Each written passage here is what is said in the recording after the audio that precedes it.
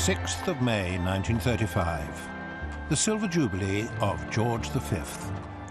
Britons flood the streets of London to cheer the man they called their Sailor King. George V's Silver Jubilee was an astounding and surprising success. And he was really moved and touched, and he said to the Archbishop of Canterbury, "But I'm such an ordinary man." And the Archbishop, rather tactlessly, said, "Yes, sir, that's just it." George was joined on the steps of St. Paul's Cathedral by his family, his wife, Queen Mary, his son and heir, the future King Edward VIII, his younger son, the future King George VI, and his granddaughters, the present Queen and Princess Margaret. There was plenty for them all to celebrate. Against all the odds, George had steered the monarchy through scandal, war, and political upheaval, and the country loved him for it. He lived in their imagination, and what they saw was what they wanted to see. Somebody who was a father to the country. Unfortunately, though, he wasn't a good father to his sons. It was George who created the modern House of Windsor. He named it, shaped it, and generated its peculiar emotional atmosphere. The real trouble with the way in which the royal family was redevised in George V's reign was that it was for outward show, bore in some respects very little resemblance to the reality, and that sort of dichotomy or schizoid arrangement is not going to work very well for very long.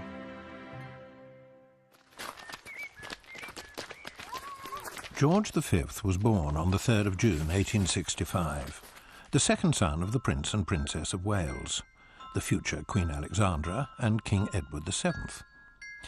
Given that Granny was Queen Victoria, George and his elder brother Eddie's childhood was remarkably un-Victorian. I think they had a very happy childhood. They were very spoiled by their doting mamma, and there was very little discipline. I can't remember which of the courtiers described them as wild as hawks. And indeed, on one occasion, when Disraeli, the Prime Minister, was asked to Sandringham to dinner, they mistook his leg for one of the friend's legs and gave him a good pinch, and he was quite horrified. George, Eddie, and their three younger sisters were indulged by their partying socialite parents. Their grandmother, as ever, was not amused. They are such ill-bred, ill-trained children. I can't fancy them at all. They are poor, frail little fairies, most wretched. Excepting Georgie, who is always merry and rosy. George's father, the Prince of Wales, was a notorious philanderer and playboy. He had been married off 2 years before George's birth to Alexandra, a ravishing but empty-headed Danish princess.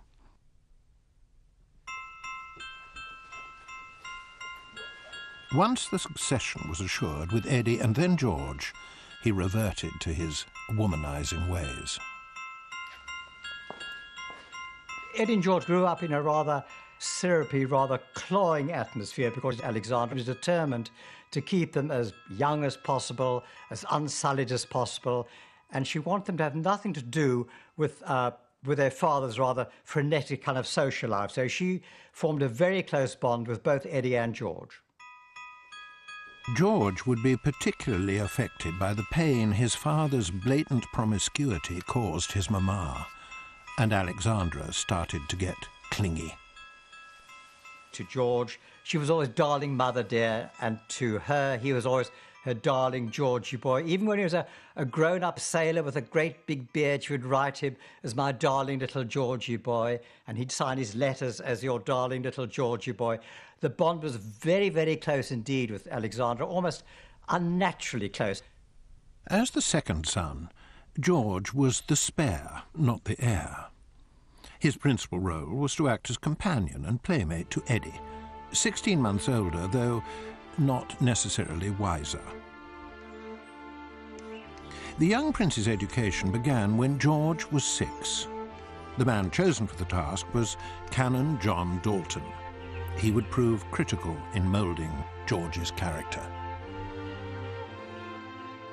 John Dalton was a very ambitious, moderately intelligent, and pretty manipulative young clergyman who ingratiated himself with Queen Victoria.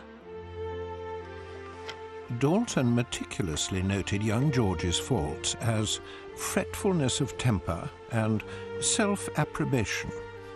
To counter these defects, the conscientious cleric devised a rigid daily routine of lessons.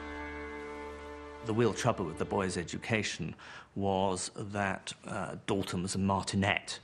He was tremendously keen on drilling them into a routine, a sort of strict way of spending their time and not wasting time, but he didn't have much book learning himself. In fact, you could sort of say that the education of the princes was semi-designed by Dalton to stop them thinking independently. Dalton's attempts to educate the princes met with limited success. In later life, George spoke no foreign languages, couldn't spell Shakespeare, and hardly ever read a book. But compared to brother Eddie, he was a prodigy. Eddie was lethargic. He was very stupid. He was much loved by his brother, but he was so indolent and so uninspired that his tutor required him to be educated at all times with his younger brother because George was so excitable and enthusiastic that he seemed to, as it were, take Eddie along with him. Given their father's raffish lifestyle, concern for the young prince's moral purity ran high. Queen Victoria ruled out sending them to board with other boys at public school. The royal family, in common, in fact, with most Victorian educationalists, were terribly insecure about the princes being contaminated by bad influences, which basically meant sexual discovery. Like all royal second sons, George had been earmarked for a career in the Navy.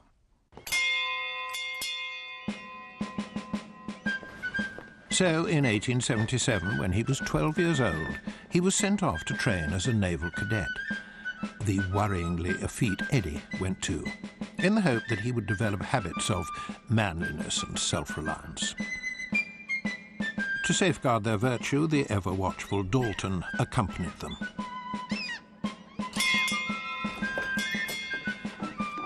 Years later, George recalled to a courtier his naval college days. It never did me any good to be a prince, I can tell you, and many was the time I wished I hadn't been. It was a pretty tough place, and the other boys made a point of taking it out of us on the grounds that they'd never be able to do it later on.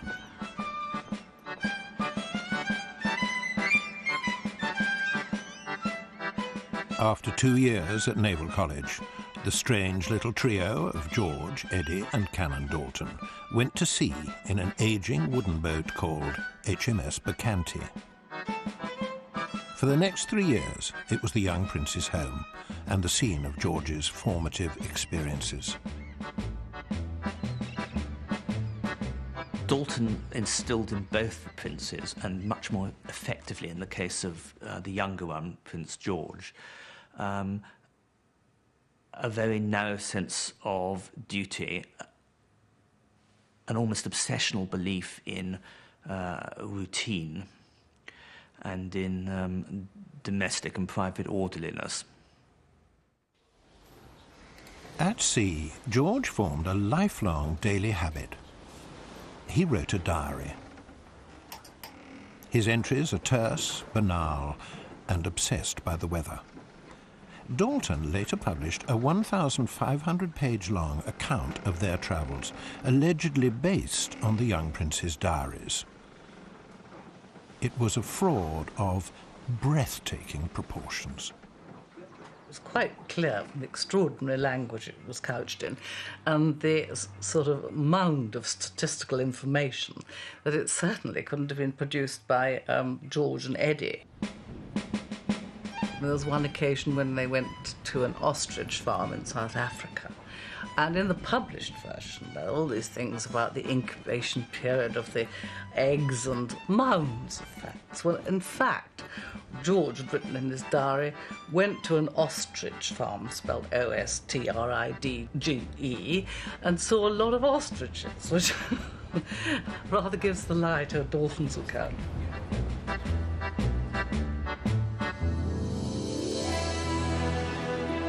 Navy life suited the young Prince George, and it was decided that he should continue with his naval career. But in 1882, his devoted tutor Dalton and his beloved brother Eddie returned home.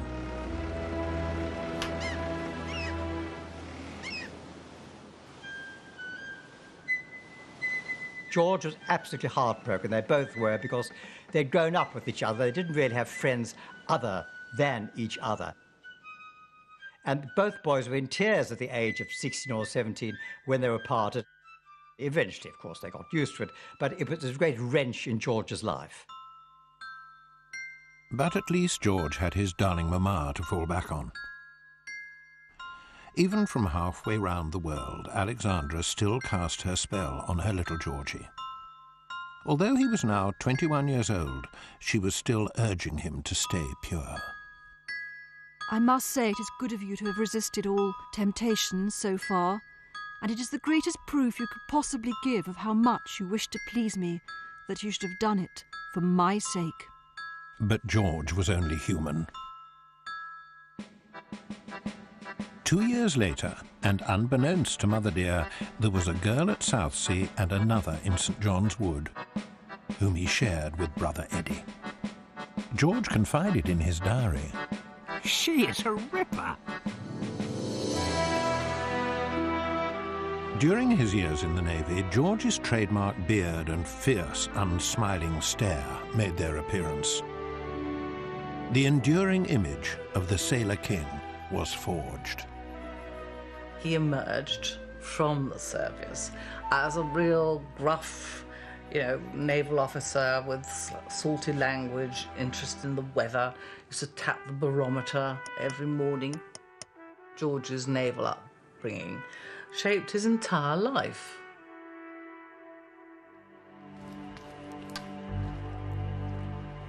While George was thriving in the Navy, his adored older brother Eddie was going from bad to worse. Anxiety about the heir to the throne's moral character was mounting. Eddie had inherited his father's love of women and perhaps even men, although Edward VII wasn't interested in men. But I think that Eddie was quite interested in sexual dissipation. And it became of some concern at the time of the Cleveland Street scandal. There was in Cleveland Street in central London what was effectively a male brothel, where telegraph messenger boys, who were went boys of the late 19th century, used to go to service mainly young aristocratic men.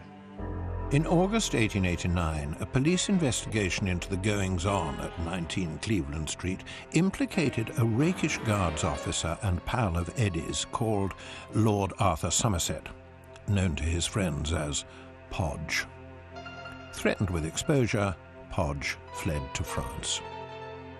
The solicitor acting for Lord Arthur Somerset let it be known that if they pursued the case, the name of a very distinguished person would come out. Now, in no time, the scandal was rife in London. Every club in London, they were talking about the fact that Prince Eddie was involved. In November, the scandal went public when the Earl of Euston was accused of visiting Cleveland Street. He sued for libel. At the sensational trial which followed, he admitted having been there, but only in the hope of seeing pose plastique, Victorian striptease, racy but unimpeachably heterosexual. Fortunately for the royal family, Lord Euston won his libel trial. But rumours of a cover-up to protect Prince Eddie persisted. The rising tide of gossip about royal sexual shenanigans would have a marked effect on George. During the time that the Cleveland Street scandal broke, Prince George was away at sea, so he wouldn't have really have had any first-hand knowledge of the scandal. But as George matured, so he became rather more censorious, rather more priggish, and was very intolerant, really, of any kind of sexual scandal, and particularly of any homosexual scandal. And he said that he always thought men like that shot themselves. Something had to be done about Eddie. The royal family's solution was to marry him off. The woman singled out for the unenviable task was Princess May of Teck. Princess May had grown up in London on the fringes of the royal family.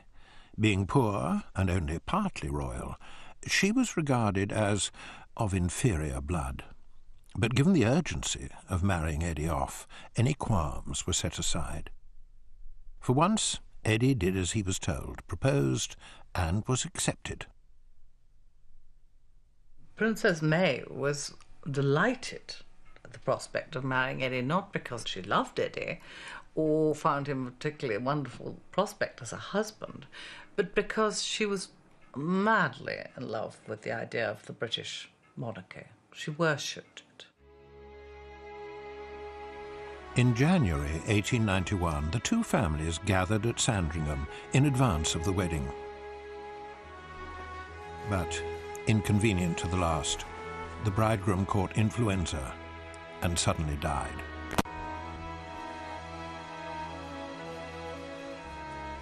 May's glittering marriage turned into a funeral. On Eddie's coffin lay her unworn bridal wreath of orange blossom. George had lost his only brother, his constant childhood companion and his closest friend.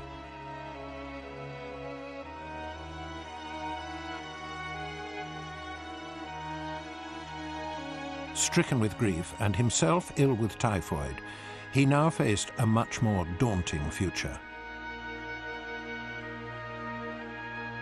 He was destined to be king.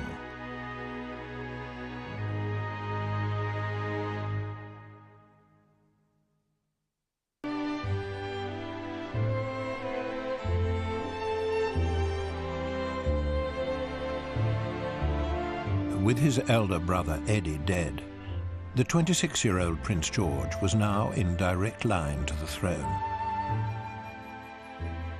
He was therefore clearly in need of a bride.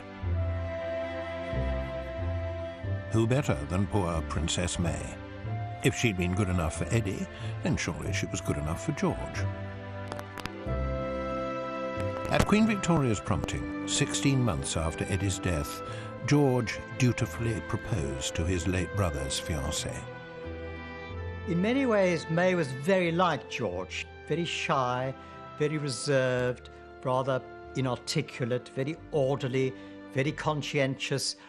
She, like him, a strong sense of duty, absolutely duty-driven. To them, the monarchy was sacrosanct.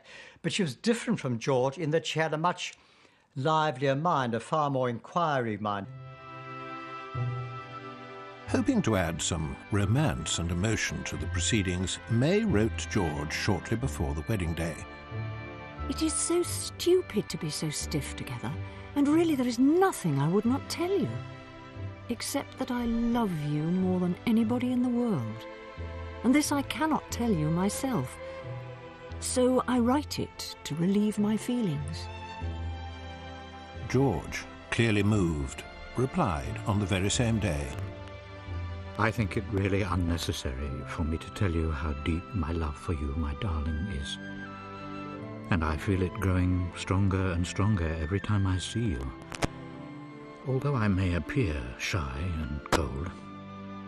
I think that George was in love with her, and she in love with him. I'm afraid that she was his absolute slave. But he did love her. The young couple, who were now Duke and Duchess of York, went straight to their new home, York Cottage on the Sandringham estate.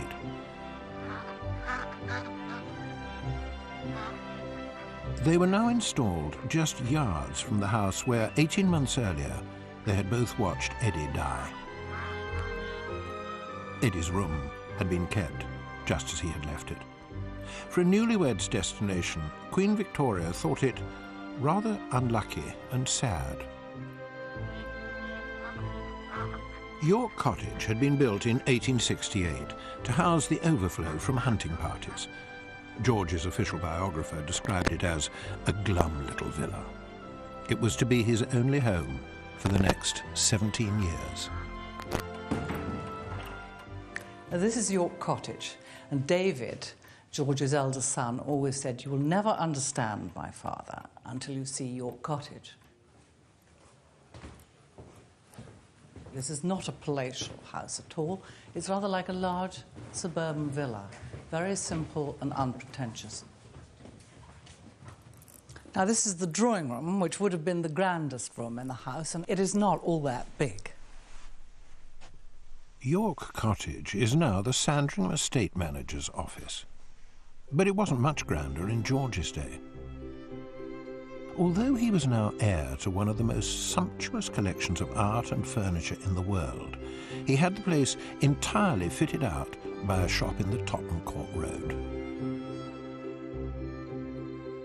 You have to imagine all the clutter with which May liked to surround herself.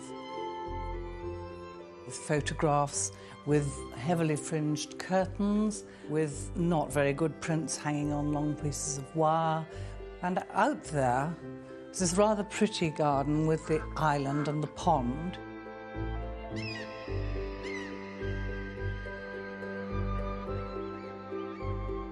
It isn't a grand house, and that's what George liked about it. It was very much the same sort of house that the middle class of his subjects would have lived in. At home with George and May, there was to be none of the heady atmosphere of George's father's circle, with its harem of mistresses. As George pointedly told the Austrian ambassador, "We have seen enough of the intrigue and meddling of certain ladies. I'm not interested in any wife except my own."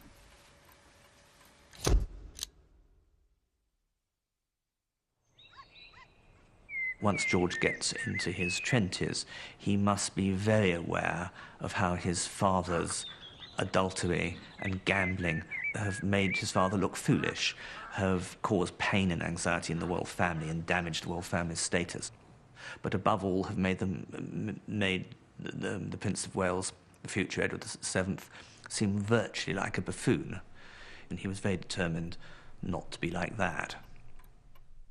George's response was to turn dull domesticity into a fine art.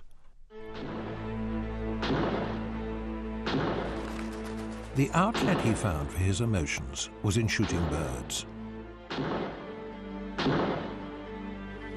During his time at York Cottage, George and his guests killed over 1 million birds. Many of them so fattened up they could barely fly. In the winter of 1899 alone, by his own meticulous calculation, he slaughtered 12,109 pheasants. When George was in residence, it was an avian holocaust. The clocks were kept half an hour ahead of GMT to maximize the daylight for shooting. George's other great passion was collecting stamps. Over the course of his life, he was to amass the most valuable collection of British Empire stamps in the world. It is now estimated to be worth more than £100 million. At what point he became addicted almost, I don't think we know. But by 1904, he was, of course, buying these very expensive items, of which the Tuppence Post Office Mauritius of 1847 was acquired by him. The stamp had been found stuck down in a child's exercise book. and the gum had come through. So the auctioneer boiled it without much damage. George wanted this stamp, the Mauritius Post Office Tuppenny Blue, so much he paid £1,450 for it.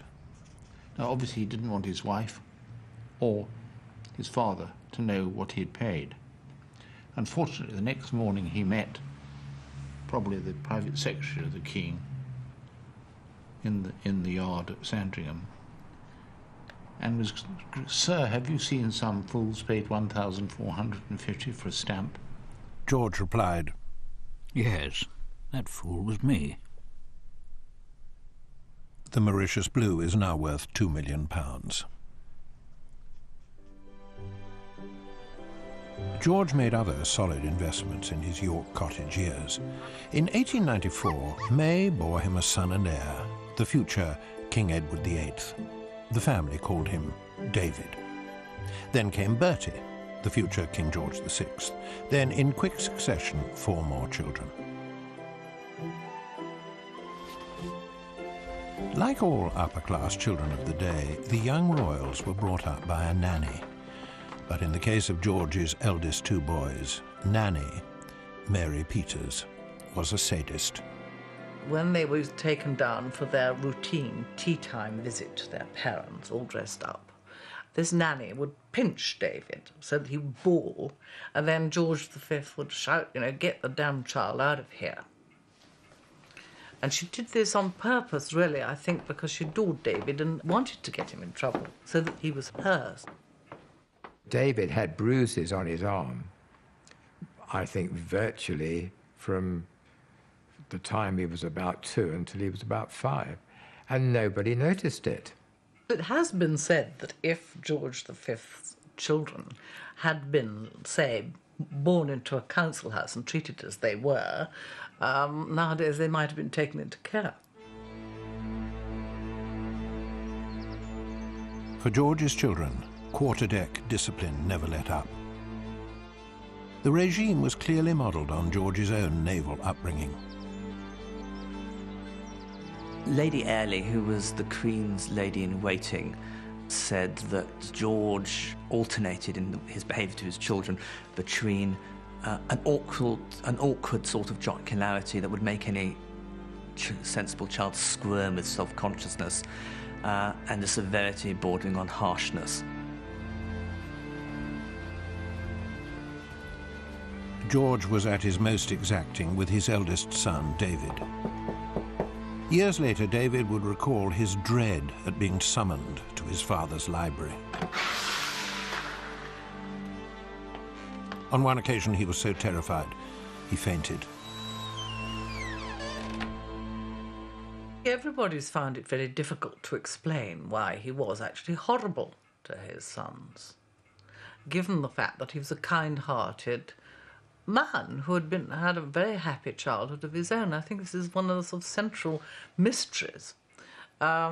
Certainly, he was worried that they might, get into bad company. Maybe this is shades of Prince Eddie here.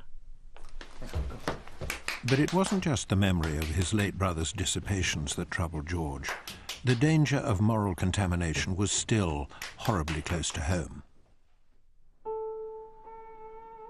For George's children, the high point of the year was the arrival up at the big house of their grandparents, by now King Edward VII and Queen Alexandra. Years later, their grandson, David, described Christmas there as Dickens in a Cartier setting. David was always well aware of the fact that there was a different way of being king to that adopted by his father. And I think he had no doubt at all he far preferred his grandfather's model. Young David took an ominous interest in his grandfather's sexual exploits.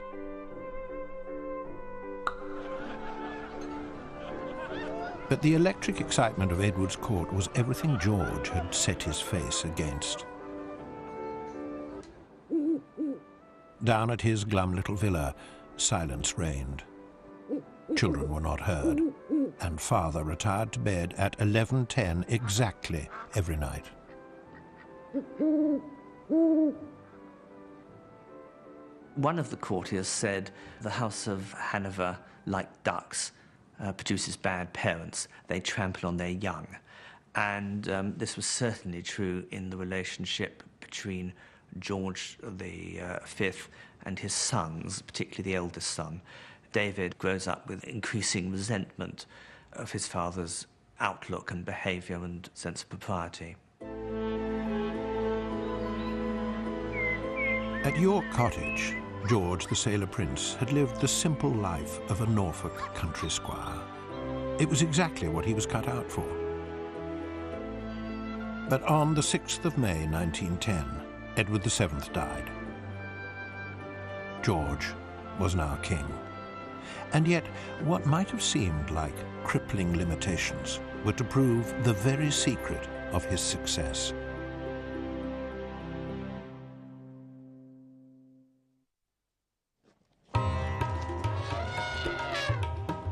December 1911, the coronation durbar at Delhi. George and May, now rechristened Queen Mary to help her cut a more regal figure, were crowned Emperor and Empress of India before their Indian subjects. George was very keen to go. He toured around India as the Prince of Wales in 1905 and been very touched, as he saw it, by the love of the people. And he was very conscious of the fact that no reigning monarch had actually ever visited India. And so I think he wanted to be the first. A rather sort of bizarre amalgam of rituals was put together. Some of it Mughal, some of it Hindu, some of it British, some of it Victorian, some of it medieval. You know, I mean, it's a kind of smorgasbord, really, I suppose, of aristocratic pretension.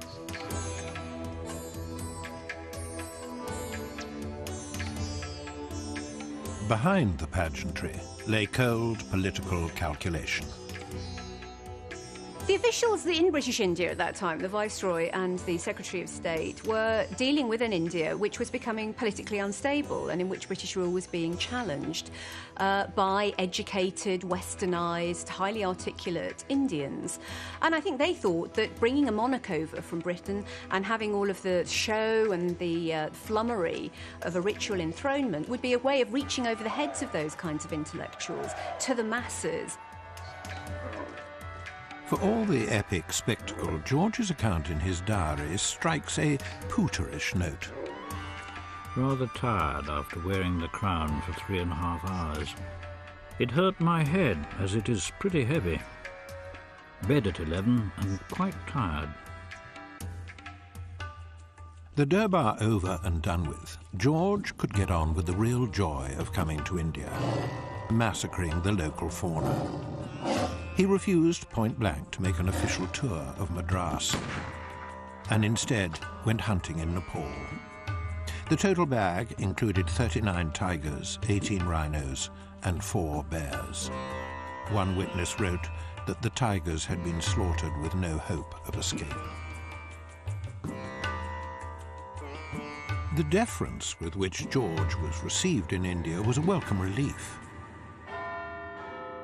Back home, the first year of his reign had been marred by a political crisis which challenged the last vestiges of royal power. The whole story of the monarchy in the 20th century is about the determination by elected politicians of all parties to dilute the royal prerogative, claw a bit more power away.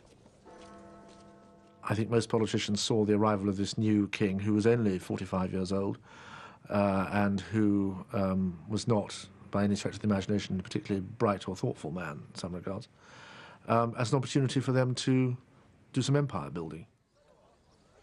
Back in 1909, the House of Lords had refused to pass the budget of the Liberal Chancellor Lloyd George, who had said of the future king, "He's a very jolly chap, but thank God there is not much in his head."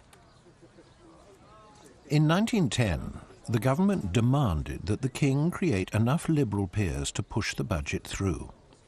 George resented being forced to make a mockery of the ancient royal privilege of creating peers, but he had the sense to see that if he opposed an elected government, he would come across as an undemocratic reactionary. George V was conservative to the point of ossification, but he was also very canny and very cautious. He was well advised by his private secretaries, and he realised that the future of the monarchy was in his hands, and he was going to have to be very, very careful about what he did. George gave in and promised that, if necessary, he would do what the politicians wanted. Later, he complained bitterly about their actions. They have behaved disgracefully towards me. By suppressing his conservative instincts, George had ensured the monarchy survived, but he had conceded the last illusion that it had any real power.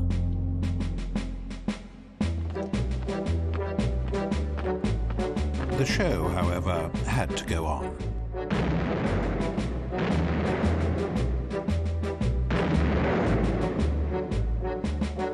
On the 24th of May 1913, George was in Berlin, attending the wedding of the daughter of his cousin Willy, the German Kaiser Wilhelm. As a mark of respect to his hosts, George wore the uniform of a German military officer.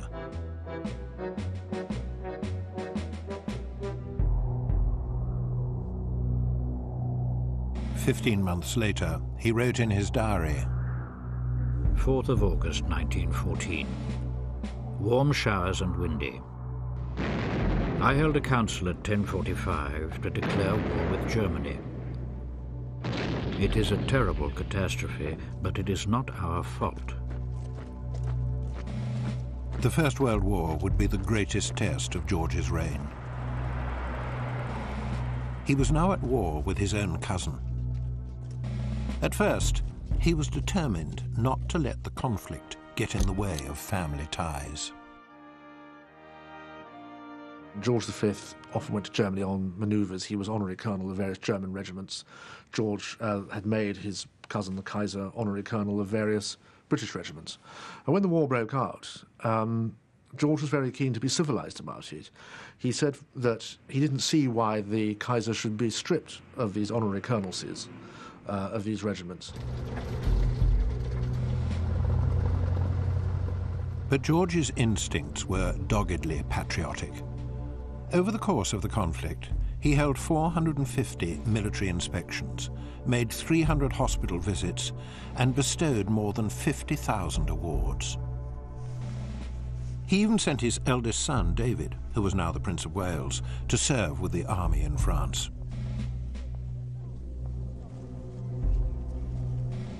What David saw there changed him forever and deepened the gulf between father and son. The Prince of Wales never actually himself was in the front line, but he was very, very close to it, and he saw his friends being wiped out one by one. It scarred him. He was undoubtedly affected by it in a way which his father never was and never could have been, even though his father made frequent visits to France and took immensely seriously his role as the head of the armed forces. By 1917, the war was going badly. Tales of the enemy's atrocities were circulating, and anti-German feeling in Britain was boiling over. There were attacks on German shopkeepers. All sorts of places with German names had to change them. And it got to such a pitch that people kicked Dachshunds in the street and gave up drinking hock and substituted Bechstein pianos with other kinds of pianos, all these sorts of things. Soon, the anti-German fury found a new target, the royal family itself. One Labour MP called George a German pork butcher. Even Lloyd George was heard to refer to the king as my little German friend. By 1917, people are feeling angry about the conduct of the war, and they are looking for authority figures to take out their anger upon. And the king, I think, quite shrewdly, on the recommendation of some of his courtiers, thought, well, now is the time for me to identify as closely as I possibly can with my people. George V's response to the hysteria was a very canny one, and it was simply to change his name. he moved from Saxe-Coburg-Gotha, which appeared to be the name of the monarch, although nobody was absolutely sure what the dynasty was called. But it wasn't a very good name to be called, because the first serious air raids on London, which occurred in 1917, were carried out by aeroplanes which were called Gotha bombers. Clearly, Saxe-Coburg-Gotha was now a no-no. Amongst the new names George considered were Plantagenet, Tudor-Stuart, York, Lancaster, and even England. But the prize-winning suggestion came from George's trusted courtier, Lord Stamfordham. Lord Stamfordham, the private secretary of George V, chose a brilliant name. It was a stroke of genius. Windsor. What could be more quintessentially English than that? It was what we would today call a great public relations coup. And they said, this is the new monarchy, this is the new name, it's an English name, and the monarchy is now part of the British people, part of the English culture, not some sort of German throwback. George's decision to redefine his family as English through and through came at a price for another of his continental cousins, the Russian Tsar. In March 1917, the Russian Revolution had broken out. It was immediately clear that the Tsar, George's dear cousin Nicky, and his family were in great personal danger. Urgent requests were received to give the Romanovs asylum in Britain. The government initially agreed to the request, but George was alarmed. His private secretary, Lord Stamfordham, advised that if this foreign autocrat were to come to Britain, George V's own throne might be under the same sort of pressure that the Tsars had been under. George had learnt that being a constitutional king was a tightrope walk. There was no way he was going to let his association with the autocratic Russian Tsar knock him off balance. He intervened to demand that the offer of asylum be withdrawn. In July 1918, dear cousin Nicky and his family were shot by the Bolsheviks in a cellar.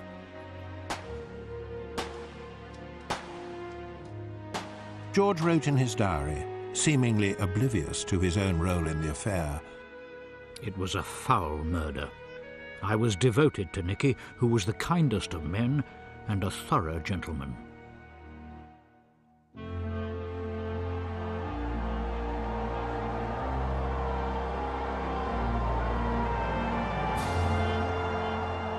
On the 11th of November 1918, crowds streamed down the Mall to salute the man who symbolized their victory. Thanks to some astute rebranding, tireless glad-handing, and a dash of ruthless realpolitik, the Windsors had breezed through the rest of the war. George V had a good war on the whole. Patriotic feelings for the king were enormously powerful because he seemed to be the representative of the people. He was the idealized, he was the personification of the nation. The sailor king had steered his people to victory. George would forever be associated with the courage and sacrifice of war. But the aftermath of war would bring its own challenge, an utterly transformed world, which George would find infinitely harder to navigate.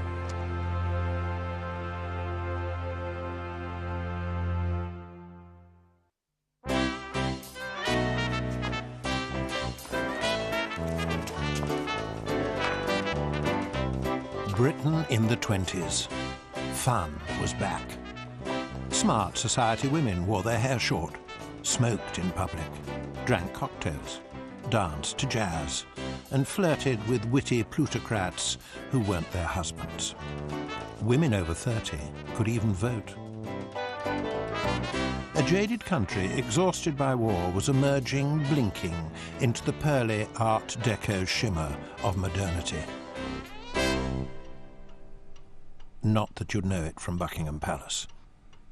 King George V was having none of it.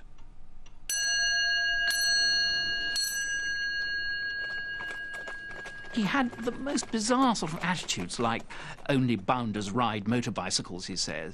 No gentleman would go to Scotland in January. And whereas people after the Great War were engaged in jazz and cocktails and going in for lipstick and women smoking in the streets and all these sorts of things, George was absolutely livid. In fact, occasionally he would, when he saw short-skirted women walking past Windsor Castle, he would open the window and roar at them. I mean, this was the kind of chap he was. There was certainly a huge generation gap between George and particularly his eldest son, David. Who said that my father objected to everything about the modern world, Soviet Russia, painted fingernails, cocktails and jazz. And he once was seen to try and attack a Cézanne with his cane.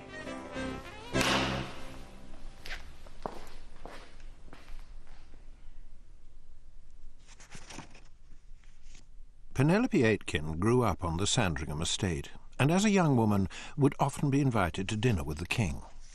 It was a fairly terrifying experience, I have to say.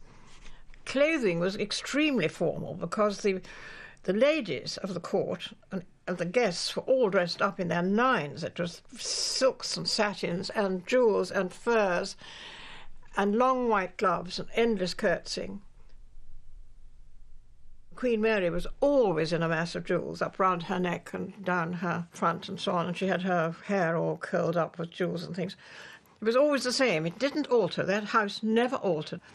And to find myself sitting next to the king, and I always sat on his left side because his hearing was better on that side. Also, I probably was not anything like as important as the Archduchess or somebody who was sitting on his right side. But he talked then to his left side, more to his right side. So in that way, over the years, I used to sit next to him. So in that way, I got to know him. I can't remember any brilliant conversation that passed between us, I must say. It was probably all about shooting, but...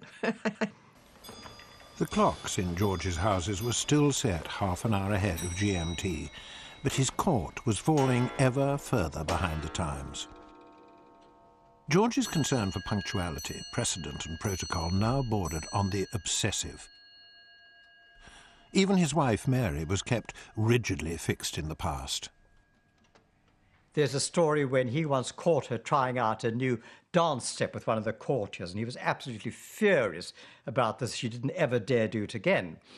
And on another occasion, she decided in the 1920s she might shorten her skirts a bit. He was very, very against this. He was furious. So down her skirts went again to ankle length. George's hatred and mistrust of the modern world increasingly found a focus in his eldest son, David. To the British public, the Prince of Wales seemed everything a royal prince should be. The Prince of Wales was a star. He could go into a room of discontented coal miners, of naval ratings, of stockbrokers, of people in a golf club, and within 30 seconds he'd got onto the same wavelength as them. Within 2 minutes he was life and soul of the party. He knew how to communicate instinctively in a way which nobody else has except perhaps the more recent Princess of Wales. David's informal style had made him a hit with the public, but it was exactly what George objected to. The king was constantly dismayed when his son appeared wearing the wrong trousers with the wrong coat, or with his sporran on backwards, or not wearing a tam o' shanter, or in a dinner jacket when he should be in tails. I hear you were not wearing gloves at the ball last night. Please see this does not occur again. When David was photographed with Lord Louis Mountbatten in his swimming trunks, George was apoplectic. You might as well be photographed naked. No doubt it would please the public.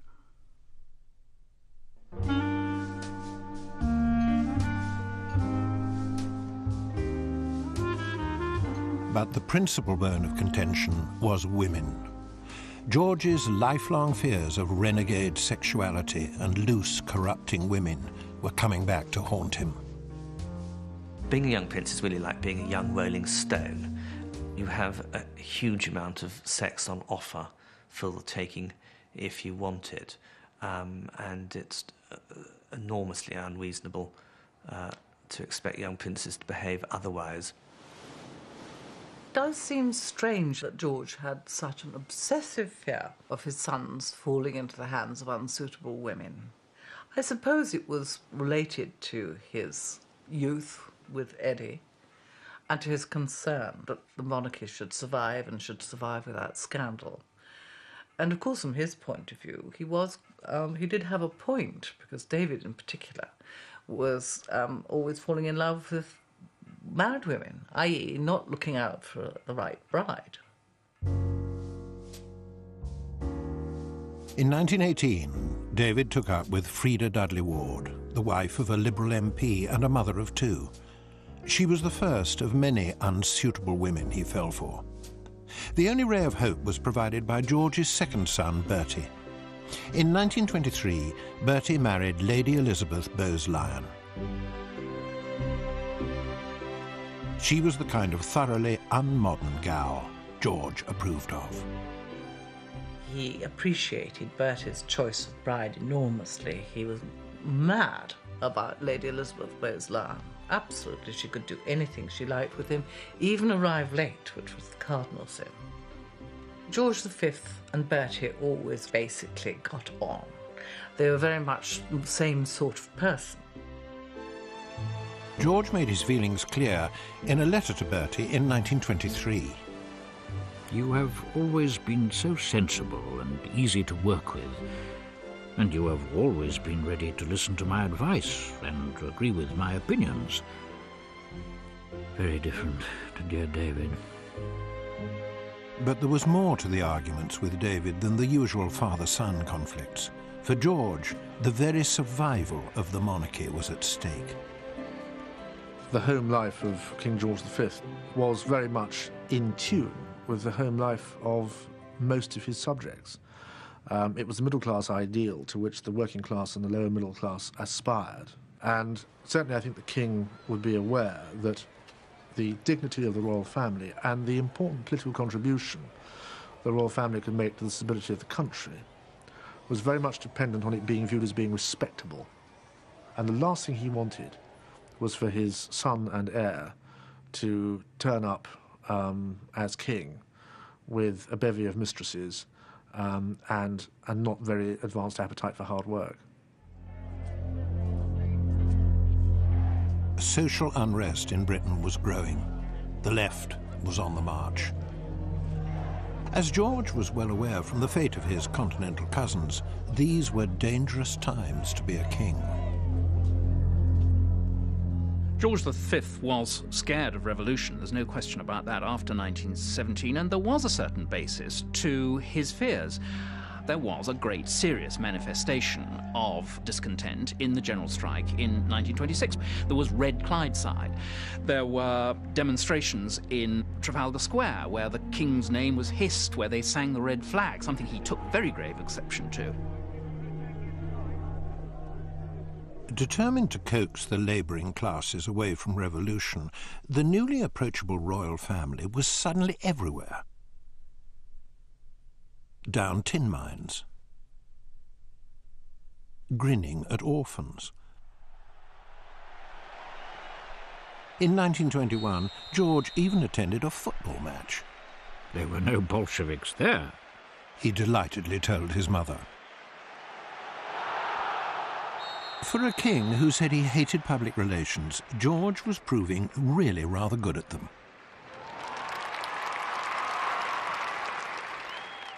You can't overestimate the benign effect on the people of this country of George V being seen to go out among them and to be one of them.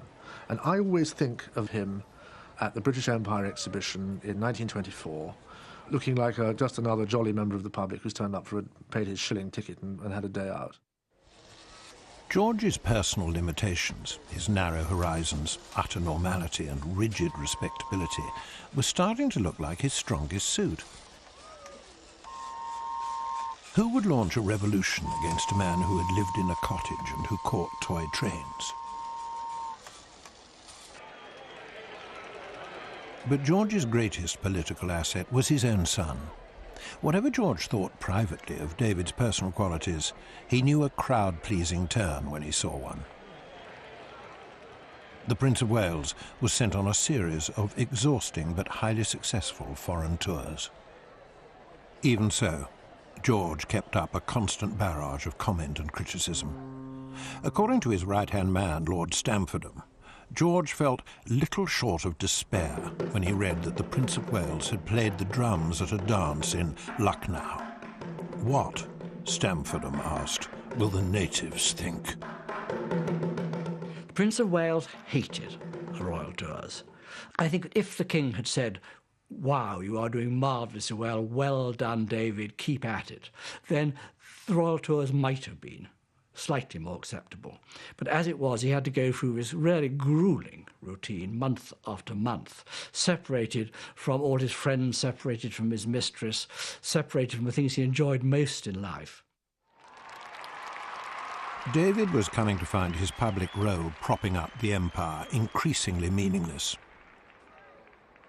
He called it princing, trotting around like a wee doggy. He reacted in the way best designed to enrage his father. He always had a weakness for vanishing into the background with a sort of a nubile lady-in-waiting or a humble member of the public who was present at the dance. But this was a minor detail in the early tours. As he went on, as he got more bored, as he got more resentful, so this became more and more marked. In 1921, David was packed off to India. Penelope Aitken's father was governor of the northwest frontier at the time, and her parents played host to the prince. Very early on in his visit at one of the dances, he'd spotted an attractive little woman out of all this mass, this spit image of Mrs. Dudley Ward, built on exactly the same lines, little tiny dark shrimp, and only danced with her. So the Chief Justice's wife and the Governor's wife and so on was burned completely.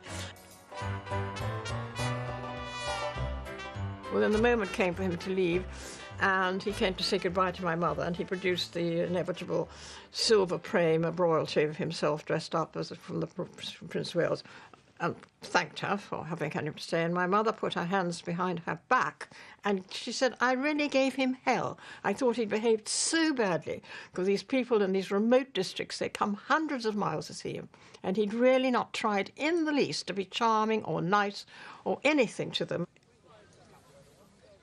The sad irony of King George V's conduct of fatherhood was that the demands which he made on his children and his insistence upon this rigid discipline and good order and temperance drove his naturally rebellious elder son into all the excesses which he most dreaded and feared, and that he set out to create a paragon and in fact created a monster. George had other problems. In November 1928, he fell chronically ill with bronchitis. For several months, there were fears that the king might die.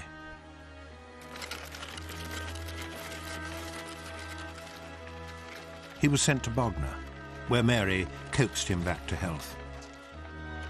Later, he wrote to her, "I can never sufficiently express my deep gratitude to you, my darling May, for the way you have helped and stood by me in these difficult times. This is not sentimental rubbish, but what I really feel."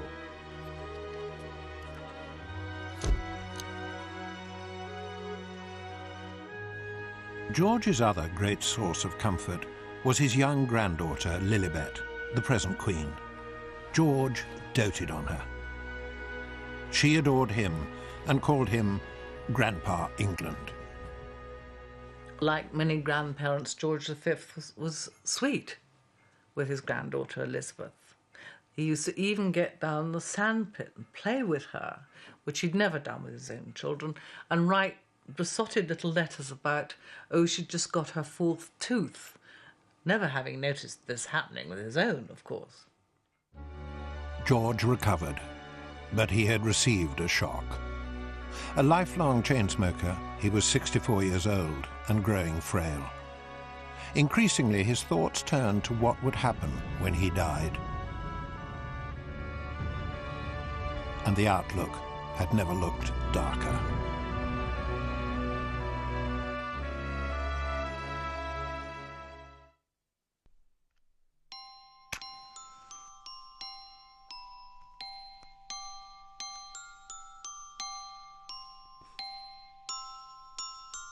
At 3:35 p.m. on Christmas Day 1932, King George V stepped into a little room under the stairs at Sandringham and spoke 251 words written for him by his friend Rudyard Kipling into a BBC microphone. He was so nervous, a cloth had to be placed over the table to stop his shaking hands from rustling the script. Through one of the marvels of modern science, I am enabled this Christmas Day to speak to all my peoples throughout the empire. The first ever royal Christmas broadcast galvanized a nation, although they, of course, heard it at 3:05 p.m., as the Sandringham clocks were still set half an hour ahead of everyone else's. And to those who are celebrating this day with their children and their grandchildren, to all, to each, I wish a happy Christmas. God bless you. George V resisted the attempts on the part of the BBC to get him to perform at Christmas, but it was the most successful single thing, I think, that George V ever did. He really managed to communicate in an intimate, personal way with his people. One of the few Britons not listening was George's own son. David had wandered off into the garden as his father was about to speak. I confess I was rather hurt that you should have gone out to play golf just when I made my short broadcast. The Christmas broadcast was a triumph. The constitutional king had struck all the right notes. But George's family was turning into a disaster. The autocratic father was losing his grip.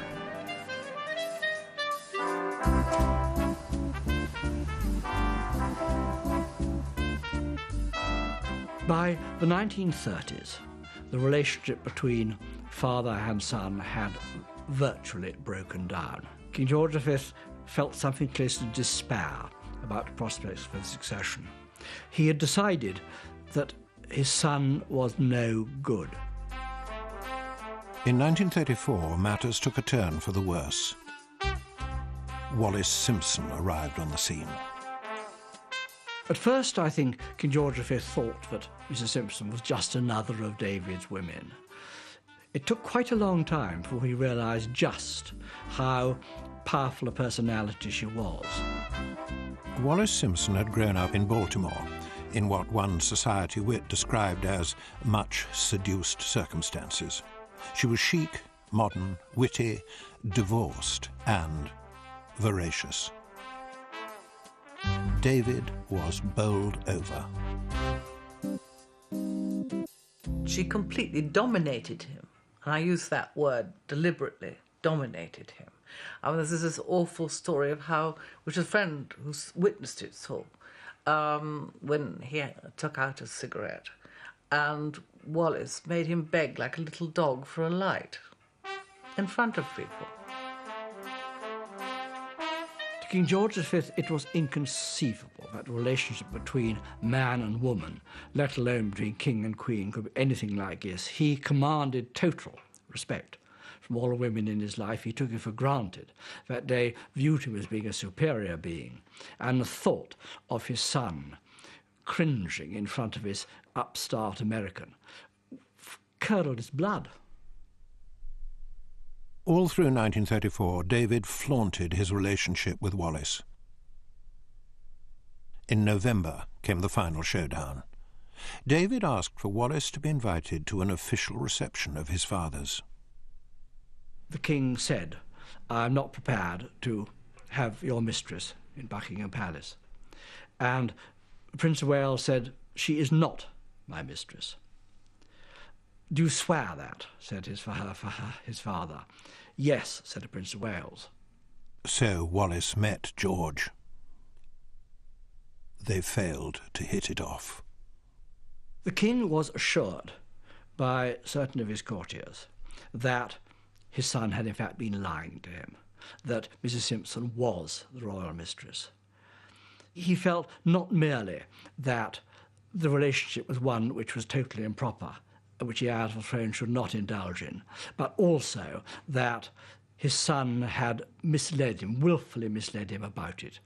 And in a way, it was too late then anyway. There was no real question of rapprochement.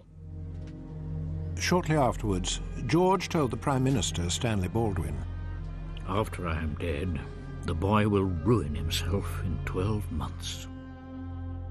King George V had devoted his energies virtually throughout his life, particularly since becoming king, to nurturing the monarchy.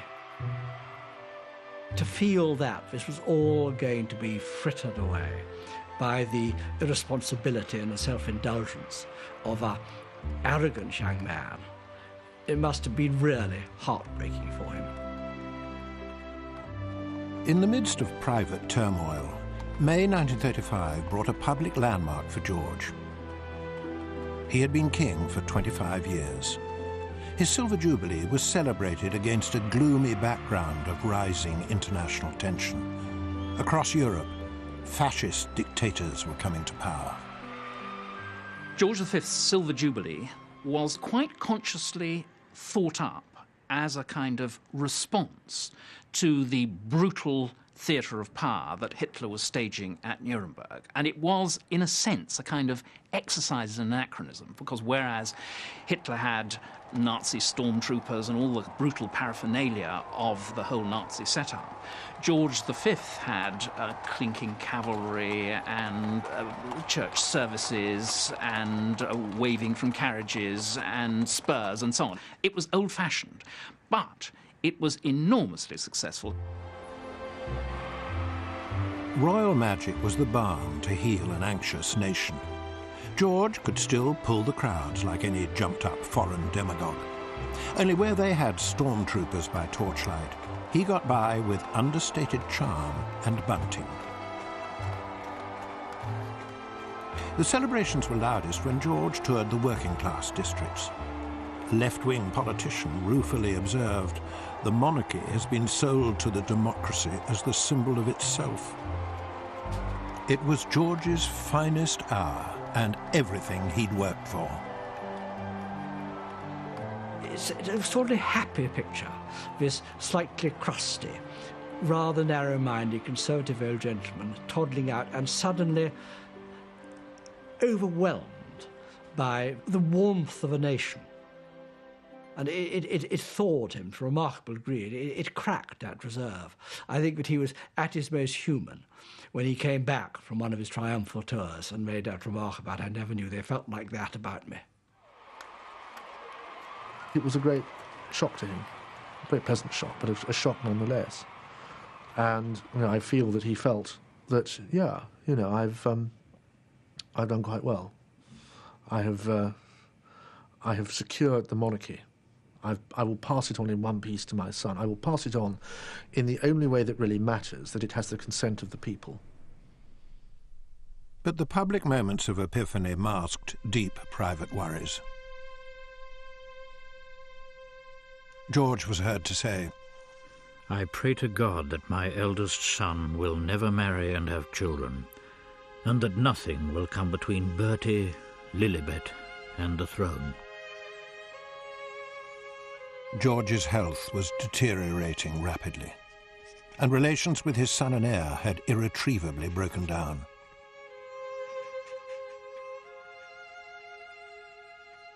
In the winter of 1935, Lady Aitken dined with the ailing king. The last time I had dinner at Sandringham, it was not a particularly happy occasion, I can remember. We stood there and we stood there and we stood there, past almost the time when we had dinner, and they were always very, very punctual.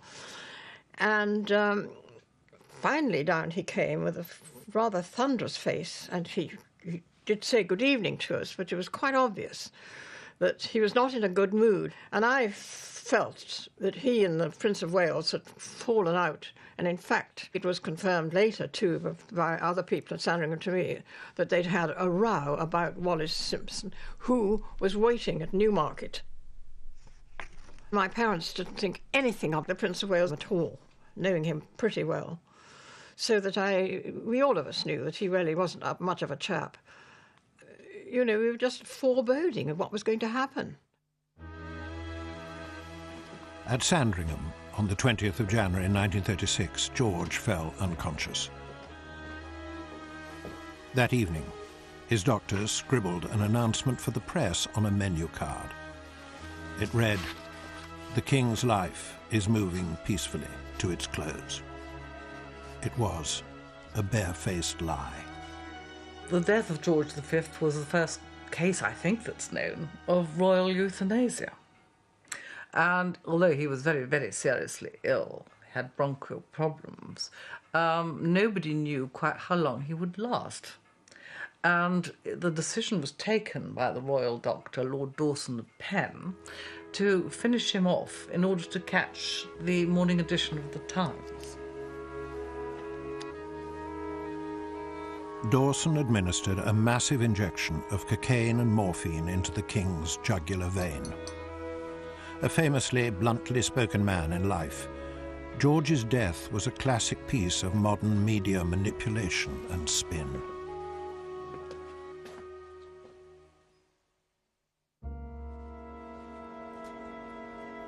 George's coffin was wheeled away across the deserted park to lie in rest at the Sandringham Chapel.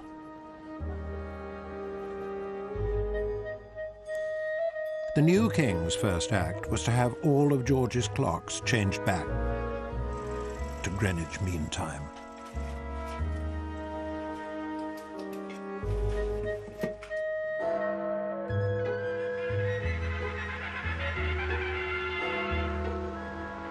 Whereas it has pleased Almighty God to call to his mercy our late sovereign lord, King George V.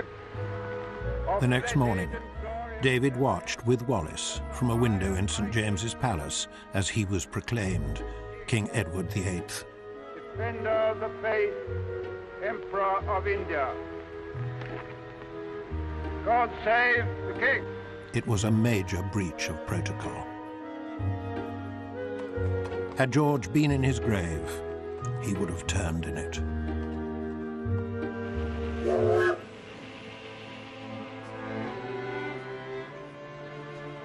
When George's cortege reached London, the grieving crowds were so vast they often blocked the route, making this most punctual of men more than an hour late for his own funeral. As George had himself foreseen, within the year his son Edward VIII had thrown away his throne and married Wallace Simpson. The monarchy was down, but not out. Before long, George's ethic of respectability, duty, self-discipline, and rigid emotional self-control rode to the rescue once again. For good or ill, this formula remains one of the guiding principles of the often troubled but enduring house that George built.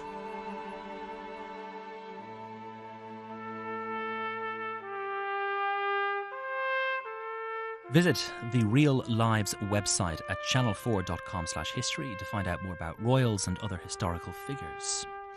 Now, next tonight, jet lag for Dr. John Carter, flying to Paris for love in ER.